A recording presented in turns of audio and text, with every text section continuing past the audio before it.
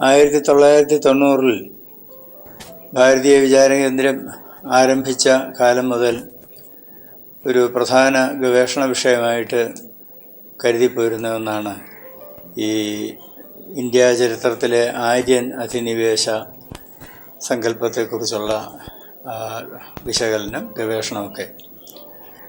ഇതിൻ്റെ ഭാഗമായി പ്രസിദ്ധ ചരിത്ര ഗവേഷകനും പണ്ഡിതനുമായ മിഷേൽ ഡാനിനോ പ്രബന്ധം അവതരിപ്പിച്ചിട്ടുള്ളത് ഞാൻ ഓർക്കുന്നു. വളരെ കാലം മുമ്പ് മുതൽ ഭാരതത്തിലെ ചരിത്രകാരന്മാർ ശക്തിപൂർവ്വം വാദിച്ചു പോന്നിട്ടുള്ള ഒന്നാണെങ്കിലും ഇന്നേ വരെ ഈ ആര്യ അധിനിവേശം ഒരു കെട്ടുകഥയാണെന്നുള്ള സത്യം അംഗീകരിക്കപ്പെട്ടിട്ടില്ല.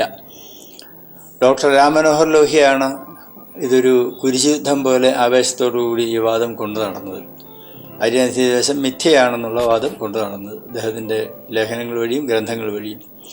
അടുത്ത കാലത്ത് ശ്രീ ഭരത് പാണ്ഡെ ഭാരതീയ വിചാരകേന്ദ്രത്തിൻ്റെ പ്രവർത്തനങ്ങളുമായി ബന്ധപ്പെട്ട് തന്നെയാണ് കവടിയാറിൽ വന്നിരുന്നപ്പോൾ പോയി കാണുവാനും സംസാരിക്കുവാനും അദ്ദേഹത്തിൻ്റെ പുസ്തകം വായിക്കുവാനും എനിക്ക് അവസരം ഉണ്ടായിട്ടുണ്ട്.